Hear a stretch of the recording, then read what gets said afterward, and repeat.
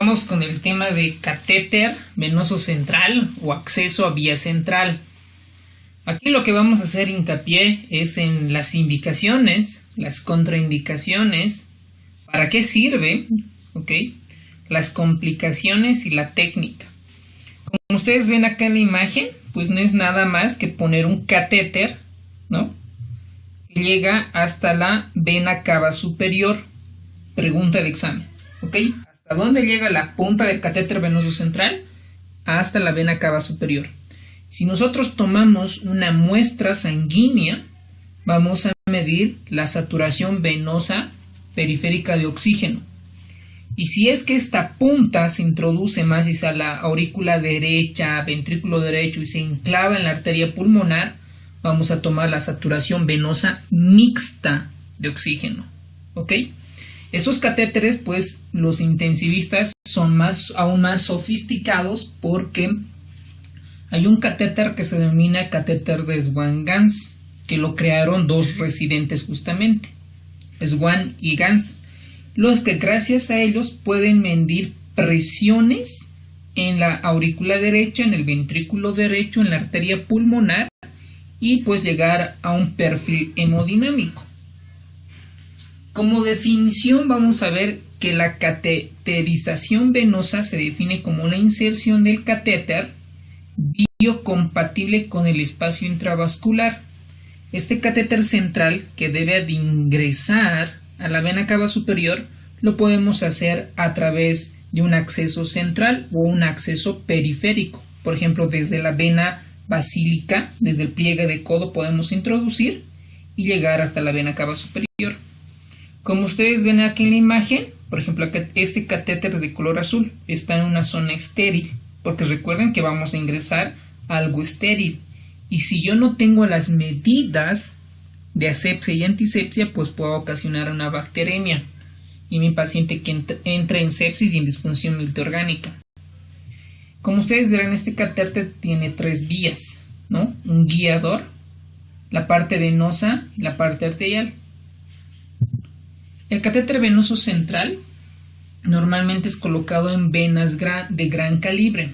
Puede tener entre 1 y 4 luces, o sea, depende de cada catéter, ¿no? Por ejemplo, acá tiene 1, 2, 3 luces o lúmenes. Los calibres varían entre 23 y 16 milímetros, su longitud entre 7 y 60 centímetros. ¿En quiénes voy a usar 7? Pues en los pediátricos, ¿no? Y 60, pues sí voy a introducir un catéter desde el pliegue del codo. Se inserta en la región cubital o desde el cuello para llegar a la vena cava superior. Su duración puede ser desde semanas, principalmente, ¿no? Unos 10, 14 días.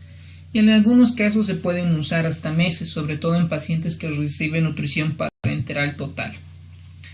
Acá es muy importante las indicaciones para poner un catéter venoso central. El libro lo que refiere es la monitorización hemodinámica para medir la presión venosa central. Esto, pues, para nosotros está bien como teoría, pero en la práctica no sirve tanto, porque no es una medida de precarga dependencia. Lo que más en la práctica diaria lo que usamos, ¿para qué ponemos catéter? Tanto el cirujano, el internista, el intensivista, el nefrólogo o el cirujano vascular pone catéter, o el anestesiólogo cardiovascular o torácico o neuroanestesiólogo principalmente pone para administrar medicamentos. Y ustedes me dirán, ¿por qué no se puede poner de acceso periférico? Pues porque simplemente el medicamento, si yo pongo por vía gaseosa periférica, el medicamento se va a metabolizar rápido y no va a llegar al corazón, porque yo quiero que llegue al corazón. ¿Ok? Entonces, si yo estoy cerca del corazón, el medicamento va a actuar pues más rápidamente. Como por ejemplo, ¿cuáles? Los vasopresores, los inotrópicos y otros medicamentos. Además, por ejemplo, si yo quiero administrar potasio a grandes dosis, no lo voy a hacer por vía periférica, ¿no? Lo voy a hacer por vía venosa central, entre 30 y 40 miliequivalentes. Depende a qué cantidad de potasio yo requiero. ¿Y qué pasa si yo pongo potasio por vía periférica y mayor a 10 miliequivalentes hora? Voy a ocasionar flebitis, voy a destruir mis venas, lo voy a quemar, ¿ok? Y el paciente se va a quejar de dolor por el fenómeno de la flebitis. Y también otra indicación es para administrar medicamentos, ¿no? Lo que ya habíamos mencionado. Drogas vasoactivas, antibióticos, sobre todo nutrición parenteral total y quimioterapia. Todos los oncólogos pues necesitan un acceso venoso central. Y para procedimientos, por ejemplo, para un acceso de circulación pulmonar, por ejemplo, el neumólogo intervencionista que quiera medir la presión sistólica de la arteria pulmonar, pues necesita un catéter que se enclave en la arteria pulmonar y pueda medir la presión sistólica de la arteria pulmonar y estadificar en qué fase se encuentra la hipertensión pulmonar y si es reactiva o no reactiva a un vasodilatador calcio antagonista. También se usa en circuito extracorpóreo.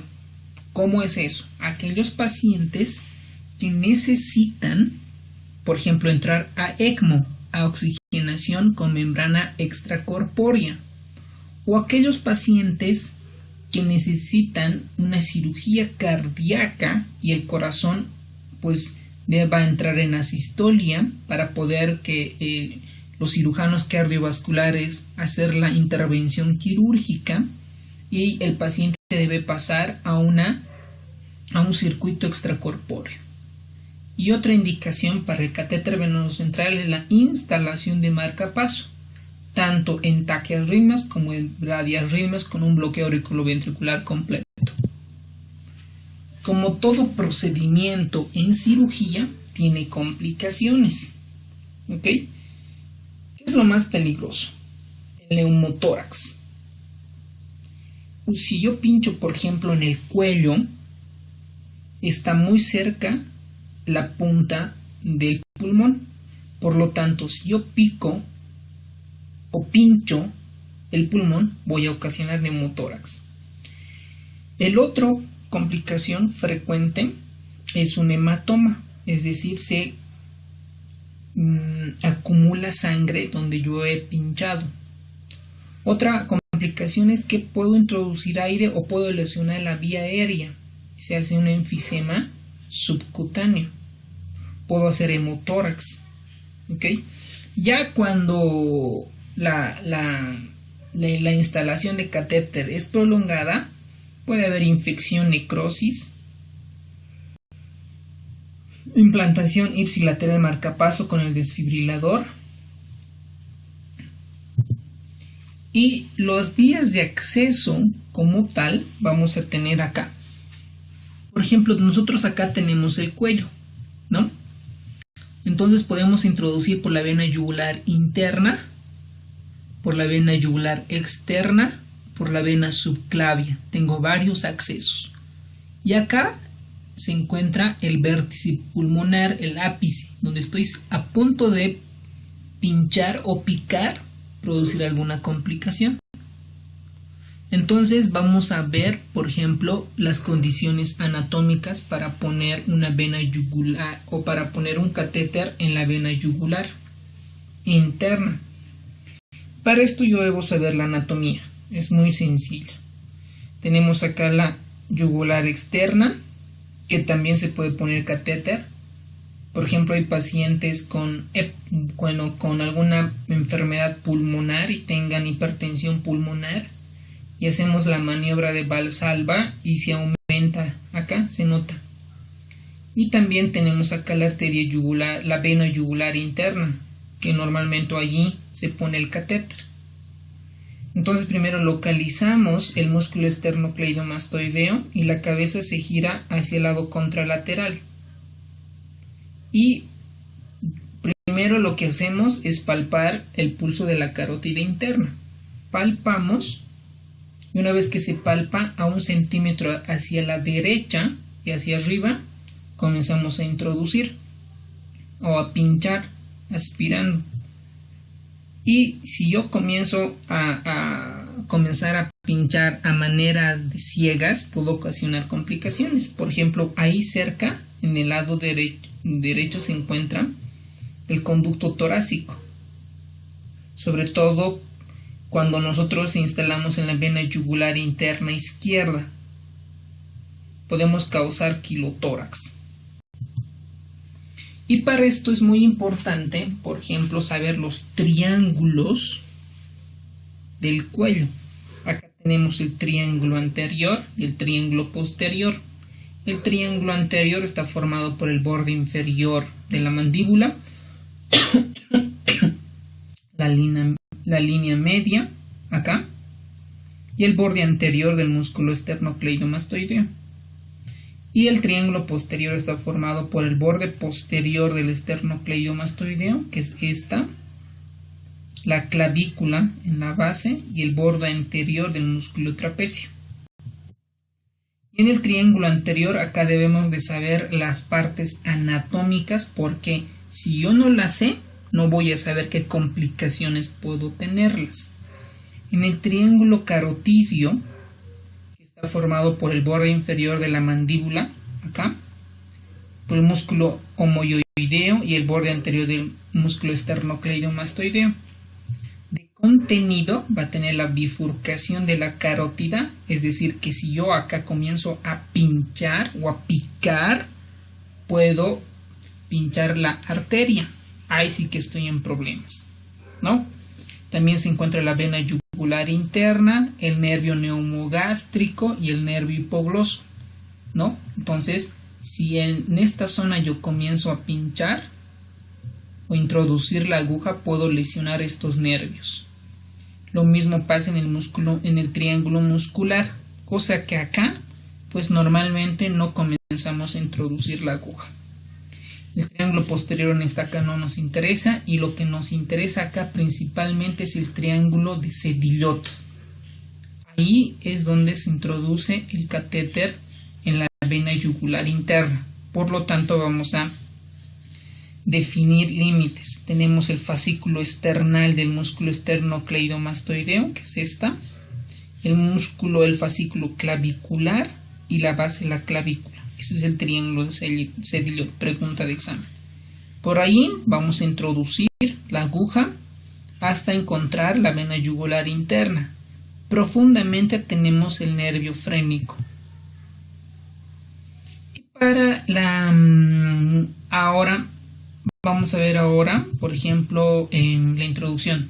Para la vena subclavia es un vaso grueso, ustedes aquí ven. Es un vaso grueso de 20 milímetros más o menos. Se extiende en la parte lateral de la primera costilla. Aquí lo que vamos a darnos cuenta es aquí existe una fosita, que es la fosita supraclavicular. Entonces en esta fosita vamos a introducir la aguja hasta obtener sangre venoso, porque si ustedes se dan de cuenta, también hacia el lado izquierdo se encuentra, hacia el lado derecho del paciente se encuentra la arteria subclavia. Entonces, si un catéter va a la arteria, estoy en problemas. ¿Ok? Puedo causar la muerte del paciente. Debo de introducir yo en la vena. ¿Ok? Y las condiciones anatómicas, pues en catéter cuando se introduce vamos a dejar en estos. En una vena yugular interna derecha, 16 centímetros. En la vena subclavia derecha, 18.4, en la vena yugular izquierda, 19, y en la vena subclavia izquierda, 21. Y para la vena femoral es mucho más fácil, porque aquí lo que voy a palpar es latido de la arteria. ¿Okay? Latido de la arteria, y hacia el lado interno voy a encontrar la vena femoral. Y pues aquí es mucho más fácil poner el catéter, aunque en la práctica diaria no lo hacemos frecuentemente. Para la yugular externa es mucho más fácil, porque aquellos pacientes que son neumópatas, por la maniobra de Valsalva comienza a verse a la piel. ¿Ok? Y aquí el riesgo de neumotórax pues es mínimo, ¿no? Porque no voy a comenzar a introducir hasta el vértice pulmonar. Y otro acceso puede ser por vía periférica, ¿no? Sobre todo aquellos pacientes que están anticoagulados, que no tienen buen tiempo de coagulación o que tienen alguna malformación o que se encuentran con, por ejemplo, en pacientes con quemaduras, no podemos ver. Entonces puedo introducir por la vena basílica o la cefálica. Introduzco el catéter y llega hasta la vena cava superior. Ahora, ¿cuáles son los requisitos? Pues en realidad los pasos, ¿no? Tenemos el catéter, por ejemplo, un catéter tiene aquí, por ejemplo, 2 vías. Tenemos el catéter principal, tenemos acá las mariposas, el dilatador, el guiador y la aguja. Entonces hay varios mecanismos para poner catéter. La técnica más usada es la técnica de Seldinger. Pregunta de examen. Técnica de Seldinger. Los materiales más usados en la confección de catéteres es el cloruro de polivinilo, polietileno, el teflón politetrafluoretileno, la silicona y el poliuretano. Por ejemplo, en esta imagen ustedes ven acá, introdució el catéter en la vena basílica hasta llegar al corazón. Estas también se pueden usar con un periodo un poco más, ¿no? Hasta 10 días, porque el riesgo de infección igual es alto en cualquier inserción de catéter. Por ejemplo, hay otros catéteres permanentes. No es por toda la vida, ¿no? Pero sí tiene un poco más de tiempo para usar, sobre todo los catéteres venosos tunelizados o que se usan los oncólogos para dar quimioterapia o aquellos pacientes que estén con síndrome de intestino corto y necesitan nutrición parenteral total. Entonces se instala realizando el túnel subcutáneo entre la clavícula y el pezón del paciente. En el extremo distal el catéter llega hasta la aurícula derecha a través de la vena yugular interna. ¿Ok? Estos catéteres tunelizados tenemos el catéter de Hickman-Brobiak, que no tiene una válvula antirreflujo, y el catéter de Grosch-Hahn, que tiene una válvula antirreflujo. Y hay otros catéteres, por ejemplo, que también son, por ejemplo, acá es un subclavio, ¿no? Que también puede usarse como un catéter permanente. Y tenemos aquí el catéter venoso central con implante percutáneo. Esto sobre todo en pacientes que reciben quimioterapia. Entonces las complicaciones, ya habíamos mencionado, tenemos complicaciones mecánicas e infecciosas. Las mecánicas tenemos las inmediatas, que es el neumotórax, hemotórax, mala posición del catéter, y aquí falta el quilotórax. ¿Okay? Y dentro de las tardías tenemos la trombosis y la obstrucción. Esto es muy importante, porque cuando los pacientes tienen un catéter y no retorna sangre, es que lo más probable es que esté trombosado o infectado con un embolo séptico. Y las complicaciones infecciosas, pues tenemos las bacterias asociadas a catéter, pues cuando no se tiene buena asepsia, antisepsia, o están catéter más de 14 días y el paciente tiene nuevo pico febril, puede ser una bacteremia asociada al catéter, sepsis asociada al catéter y flebitis.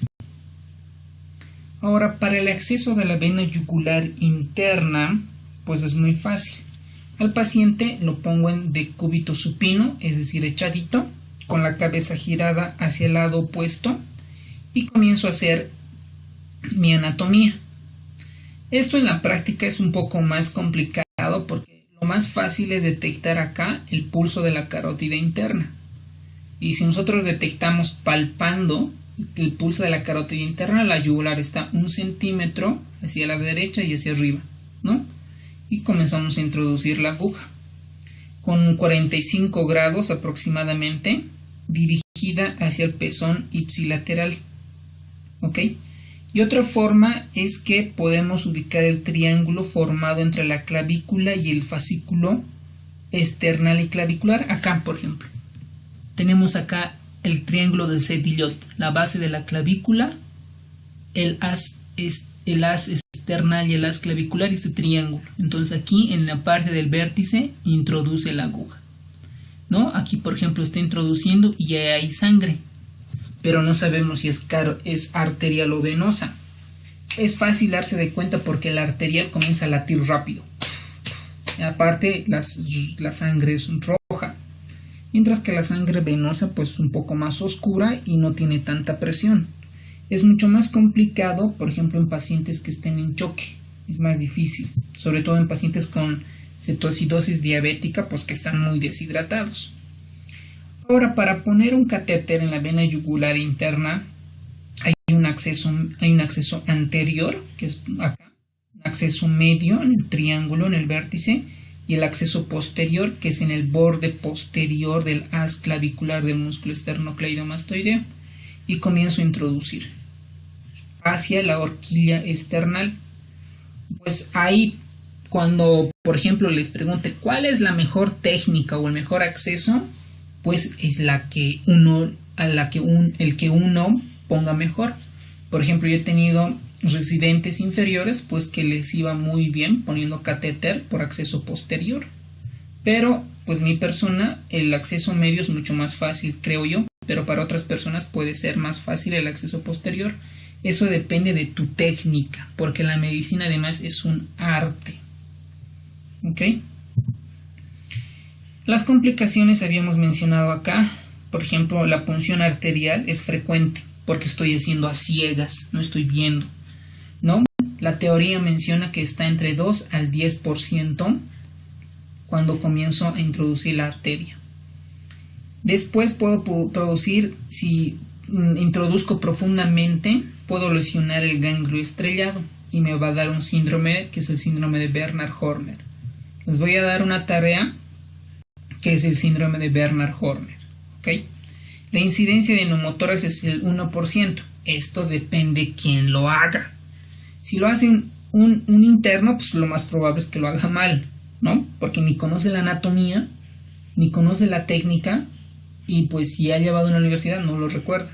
Un R1 ya pues un poco más, ¿no? Cuanto más haga, la incidencia de neumotórax es menor, pero por más experto que sea uno, siempre está el riesgo de hacer neumotórax. ¿Ok?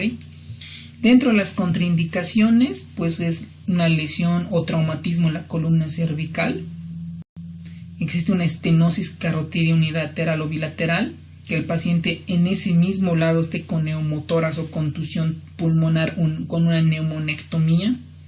Cuando exista parálisis contralateral del nervio frénico o síndrome de Horner o un síndrome de vena cava superior. Esas son contraindicaciones. Cuando ustedes pongan un catéter, pues tienen que saber que el paciente no tenga estas enfermedades para poder elegir otro acceso venoso, por ejemplo una femoral.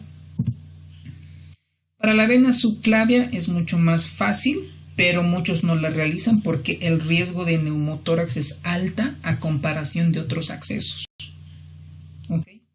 Aquí la clave es la fosita cubital y comienzo a introducir la aguja hacia la horquilla external y a medida que voy introduciendo voy aspirando hasta obtener sangre. Por ejemplo, acá tenemos, ¿no?, donde está identificando la clavícula, y aquí tenemos la fosita clavicular, seguramente por acá va a introducir, y a medida que va introduciendo, va aspirando y comienza a salir sangre. Y si es rojo, pues lo más probable es que sea arterial, y mucho más se comienza a tener mayor presión, comienza a latir, comienza a salir sangre. ¿Ok? Y si tengo dudas, por ejemplo, en un paciente chocado, ¿cómo creen que hacemos?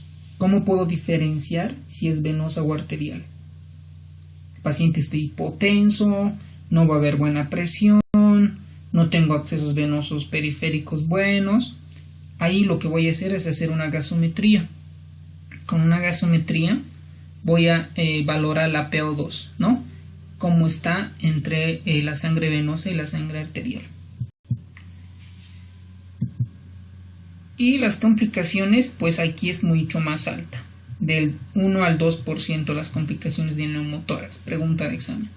El hemotórax igual del 1%, tiene inconveniente de que no puede comprimirse si hay un hematoma. Ojo con eso, es muy importante. Por ejemplo, si acá comienzo a pinchar, y si hace un hematoma puedo comprimir, ¿no? Controlo la hemorragia. Pero ¿qué pasa si acá yo hago hemotórax? Es decir, digo un hematoma. No voy a poder comprimir y la sangre se me va a ir intratorácicamente. Y si lesiono, peor aún, puedo hacer un hemotórax y mi paciente se puede morir. ¿Ok? La compresión del hematoma ahí es un poco más complicado. Las contraindicaciones: síndrome de vena cava superior, patología pulmonar contralateral y ipsilateral. Y acabamos un video. Catéter venoso central vía yugular interna derecha. Una vez seleccionada la vía de inserción del catéter venoso central, su calibre y número de luces, nos lavamos las manos con técnica quirúrgica. Preparamos todos los elementos del paquete. Es recomendable la implementación en las instituciones de paquetes del catéter venoso central, que contiene un campo estéril grande, un campo fenestrado, una bata quirúrgica, gasas, un recipiente para solución salina, 2 jeringas de 10 centímetros, una aguja 20 o 18 G hipodérmica. Se purgan todas las vías con solución salina. Se procede a preparar el campo.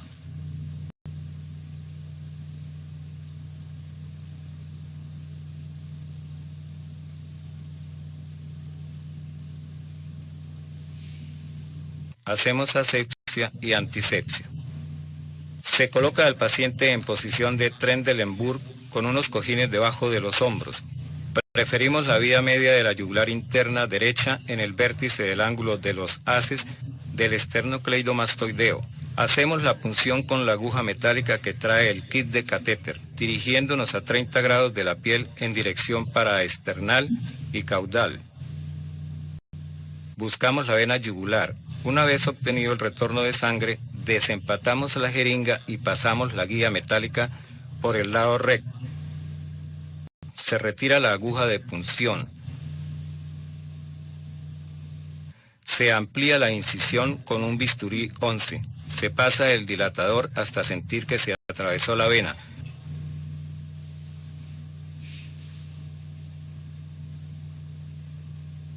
Se retira este y se pasa el catéter hasta la profundidad seleccionada de acuerdo a la vía y la talla del paciente.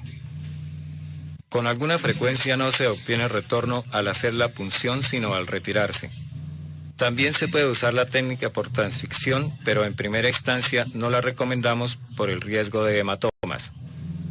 Una vez tenemos el catéter en su posición, se conecta a la línea de monitoría, teniendo precaución de no inyectar burbujas. Conectamos la vía distal a llaves de 3 vías y por convención utilizamos esta vía para inotrópicos o vasopresores, la vía media para líquidos y otras infusiones sedantes, la proximal para medir la PVC. En el caso de tener 2 bilúmenes, la distal del segundo catéter la usamos para líquidos y transfusiones y la proximal para posible nutrición parenteral o antibióticos. Como verán, es muy fácil poner un catéter. Hoy en día, pues se ha introducido la ecografía. La ecografía puede ser el neurólogo, el oftalmólogo, el reumatólogo, mucho más el emergenciólogo, el intensivista, el internista, el cirujano. Todos deben usar ecógrafo. Ese es el futuro estetoscopio. Entonces acá vamos a ver un video patrocinados por Sonosite. Para realizar una inserción guiada por ecografía de un catéter en la yugular interna mediante una aproximación transversal, se utiliza un transductor de matriz lineal con un tipo de examen venoso. El paciente se coloca en posición supina con la cabeza ligeramente inclinada hacia el lado opuesto. El operador se coloca en la cabecera de la cama. El transductor se coloca transversalmente justo debajo del ápice del triángulo del músculo esternocleidomastoideo, con el marcador de orientación hacia la izquierda del paciente en posición a las 9 en punto. La estructura más superficial identificada en la imagen ecográfica corresponde al músculo esternocleidomastoideo. Más profundamente se muestra la vena yugular interna, con forma elíptica anecoica oscura, que puede comprimirse presionando con el transductor. La arteria se muestra circular y pulsátil. La glándula tiroidea se encuentra en el centro de estas estructuras y se muestra en gris claro en la ecografía.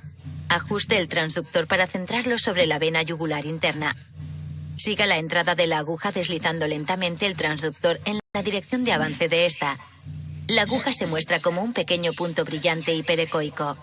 Cuando aparezca la punta de la aguja, siga su trayectoria desplazando el transductor a corta distancia en sentido distal y manteniéndolo en posición adelantada respecto a la entrada de la aguja. La aguja avanza lentamente bajo la visualización ecográfica directa hasta que la punta alcanza y perfora la vena yugular interna. El transductor debe moverse poca distancia en dirección proximal y distal para verificar que la punta de la aguja se encuentra en la parte media de la vena yugular. ¿Y qué vamos a solicitar después de poner un catéter? Una radiografía de tórax. ¿Para qué? Para ver dónde se encuentra la punta del catéter. ¿Ok? Por ejemplo, acá en la imagen A tenemos acá, le hicieron por yugular interna derecha, o parece una externa, parece una yugular interna derecha, y está casi en la parte superior de la vena cava superior, ¿no? Tal vez probablemente deberían introducir un poco más adentro. En la imagen B, a ver, vemos un catéter, creo que acá no hay catéter. La vía aérea, acá no hay catéter acá, o por lo menos yo no la veo. Acá parece fuera un tubo, ¿no? Y acá también otro tubo, pero yo el catéter no la veo.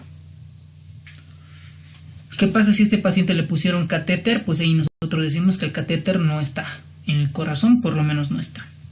Aquí tenemos otra imagen donde tampoco veo el catéter como tal. Probablemente acá estamos viendo, no, esto es la escápula. No, tampoco hay catéter acá, por lo menos yo no la veo. A no ser que esté acá por vía subclavia.